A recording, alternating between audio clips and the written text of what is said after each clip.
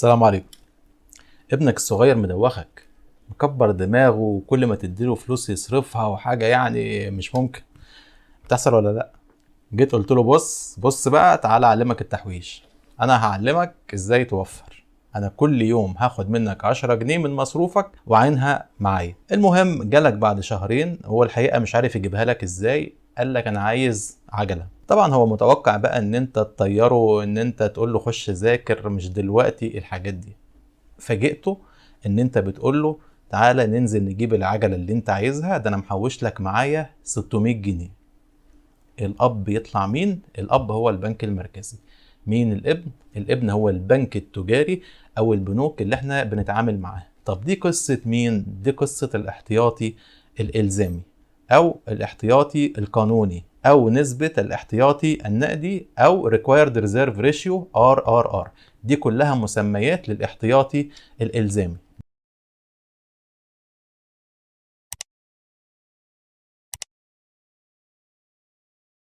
دي نسبة البنك المركزي بيفرضها على البنوك. ليه؟ النسبة دي عبارة عن أداة من أدوات البنك المركزي عشان يظبط المعروض النقدي، السيولة في السوق. حلو كده؟ دي من ناحية. الناحية التانية بتعتبر كأداة حماية للبنك من مخاطر عمليات السحب المفاجئ. طيب، جميل جدا. النسبة دي لو زادت السيولة في البنك بتقل. ازاي؟ البنك وظيفته الإقراض.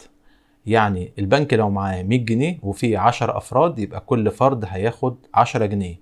يعني الفلوس على القد، الفلوس عزيزة، وبناء عليه البنك هيرفع سعر الفايدة المدينة اللي بياخدها على القروض دي. طب ده هياخدنا لإيه؟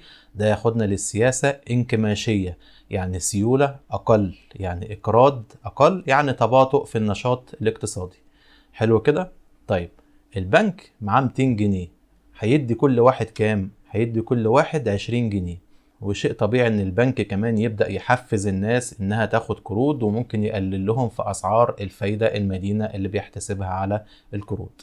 الاحتياط الإلزامي فضل ثابت من 2001 ل 2012 على 14%. 2012 نزل من 14% ل 10% عشان أحداث ثورة يناير في 2011 وكده، وكان في طلب جامد جدا على السيولة، كان في طلبات قروض من الحكومة ومن الشركات، فالبنك المركزي نزل النسبة دي من 14 ل 10%. طب هو كده ايه اللي حصل؟ لما ينزل من 14% ل 10%، اللي حصل ان البنك وفر 4% كان هيحطهم في البنك المركزي، فال 4% دي يقدر يقرضها، فهيزود السيولة اللي داخلة السوق. في 2017 في 10 اكتوبر 2017 النسبة دي زادت تاني من 10% ل 14%، وفي 2022 الخميس اللي فات اللي هو 22 سبتمبر النسبة دي اترفعت من 14% ل 18%. انت كنت بتقول الطلب على السيولة. يعني ايه الطلب على السيولة؟ ابسط مثال ممكن يتقال على الطلب على السيولة: حضرتك الصبح وانت بتفتح البنك بدل ما تلاقي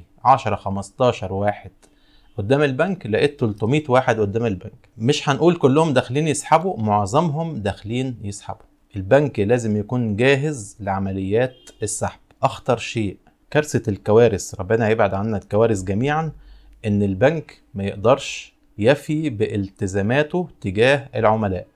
البنك ما يقدرش يدفع للعميل بتاعه. دي مصيبة، ده خط احمر. سيبك من موضوع الدولار ده، بيكون اتفاق ما بين البنك وما بين العميل، وعلى فكرة هي بتتم بشكل ودي. يعني مثلا ممكن البنك يقول للعميل طب يعني اديني فرصة مثلا لاخر اليوم، ممكن اتصرف لك. انا بتكلم على الدولار. اقصى حاجة، اقصى شيء ان هو ممكن يقول له مثلا تعالى بكرة.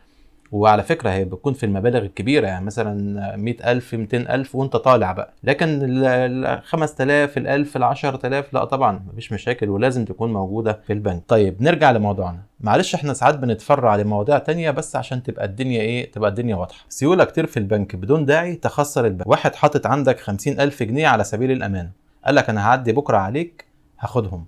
فطبعا انت قاعد طول الليل حاططهم جنبك عشان شكلك ما يبقاش وحش، محضرهم له، مجرد ما يخبط عليك تدهم له. اتصل بيك قالك هعدي بعد اسبوع، فقلت له يا راجل طب ما كنت تقول لي، كنت احطهم انا الاسبوع ده في البنك استفيد من فوائدهم.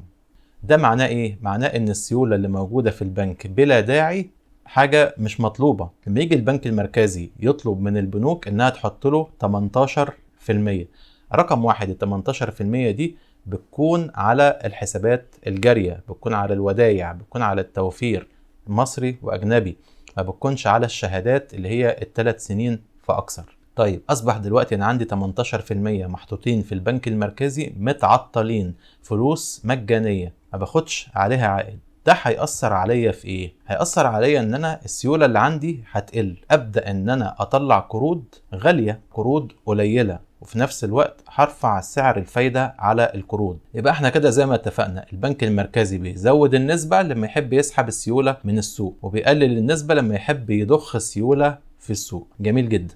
البنك المركزي بيتحكم في السياسة النقدية من خلال سعر الفايدة، عمليات السوق المفتوحة، والاحتياطي الإلزامي. المرة دي البنك المركزي فكر تفكير تاني. ازاي؟ البنك المركزي قال لك انا ولادي خلاص كبروا وعايز كل واحد ينزل يشتغل ويعتمد على نفسه. اوعى تكون فاكر ان البنك المركزي ثبت سعر الفايدة. البنك المركزي رفع سعر الفايدة بس بطريقة تانية، عايز يجبر البنوك انها تحط له ال 18% بتاعته، عشان ده يأثر على تكلفة الاموال فيبقى الاقتراض صعب. في نفس الوقت تبدأ البنوك تعلي الفايدة المدينة اللي على القروض، ومش بعيد انها تزود سعر الفايدة على الشهادات اللي هي معفية من الاحتياطي الإلزامي.